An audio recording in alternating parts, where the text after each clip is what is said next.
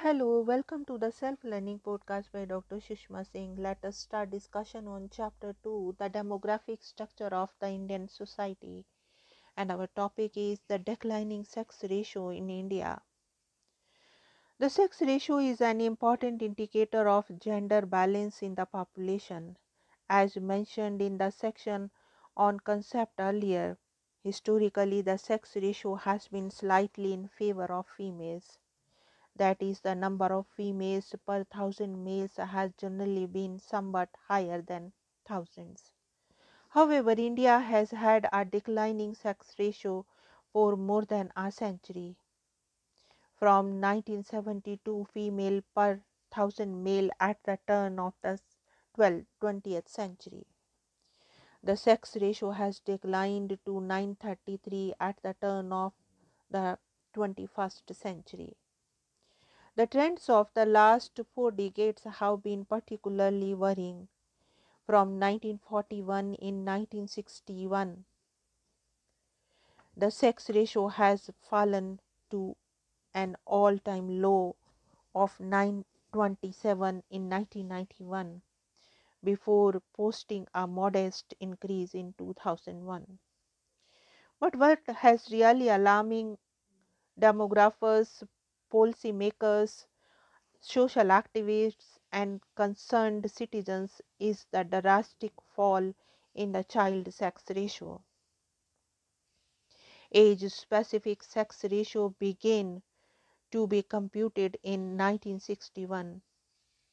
The sex ratio for 0 to 6 years age group, known as the juvenile or child sex ratio, has generally been substantially higher than the overall sex ratio for all age groups, but it has been falling very sharply. In fact, the decade 1991 to 2000 represents an anomaly in that the overall sex ratio has posted its highest ever increase of 6 points from the all-time low of 1927 to 1933. But the child sex ratio has dropped from 945 to 927. A plunge of 18 points, taking it below the overall sex ratio for the first time. The state level child sex ratio offer even greater cause of worry. As many as 6 states and union territories have a child sex ratio of under 900 females per thousand males. Punjab is the worst off with an incredibly low child sex ratio of 973, the only state below 800, followed by Haryana, Chandigarh, Delhi, Gujarat, and Himachal Pradesh. Uttaranchal, Rajasthan, Uttar Pradesh, and Maharashtra are all under 925, while Madhya Pradesh, Goa, Jammu and Kashmir, Bihar, Tamil Nadu, Karnataka, and Orissa are above the national average of 927 but below the 950 marks. Even Kerala, the state with the best overall sex ratio, does not do too well at 963, while the highest child sex ratio of 986 is found in Sikkim. Demographers and sociologists have offered several reasons for the decline in the sex ratio in India. The main health factors that affects women differently from the men is childbearing. It is relevant to ask if the fall in the sex ratio may be partly due to the increased risk of death in childbirth that only women face. However, maternal mortality is supposed to be decline with development, as levels of nutrition, general education and awareness, as well as the availability of the medical and communication facilities improves. Indeed, maternal mortality rates have been coming down in India, even though they remain high by international standards. So it is difficult to see how maternal mortality could have been responsible for the worsening of sex ratio over time. Combined with the fact that the decline in the child sex ratio has been much steeper than the overall figure, social scientists believe that the cause has to be sought in the differential treatment of girl babies.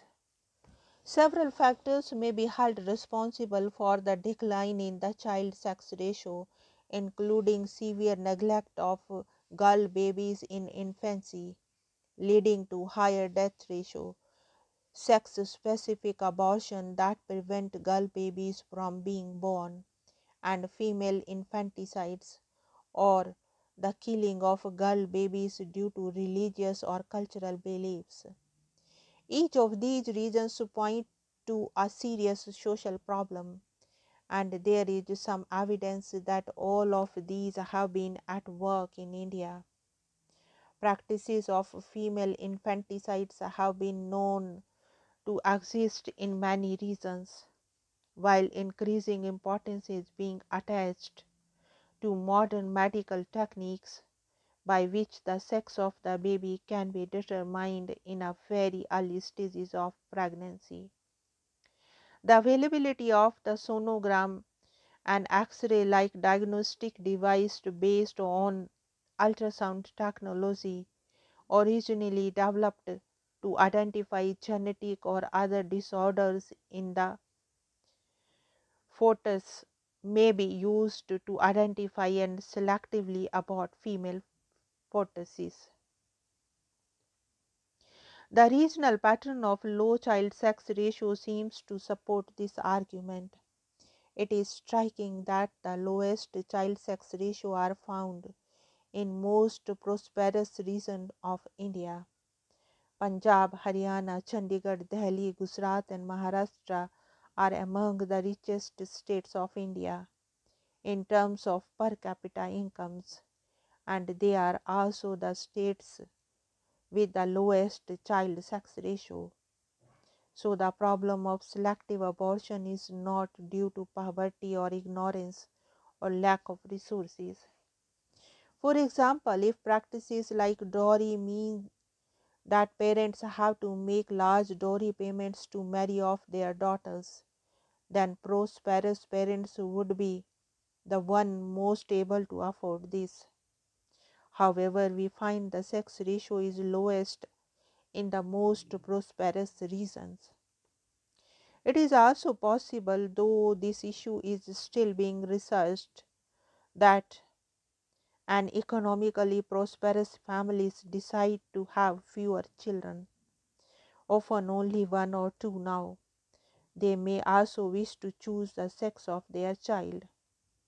This becomes possible with the availability of ultrasound technology. Although the government has passed strict laws banning this practice and imposing heavy fines and imprisonment as punishment, known as the Prenatal Diagnostic Techniques, Regulations and Prevention of Misuse Act.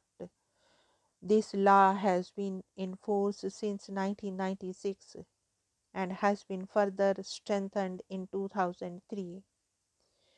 However, in the long run, the solution to problems like bias against girl children depends more on how social attitudes evolve, even though laws and rules can also help.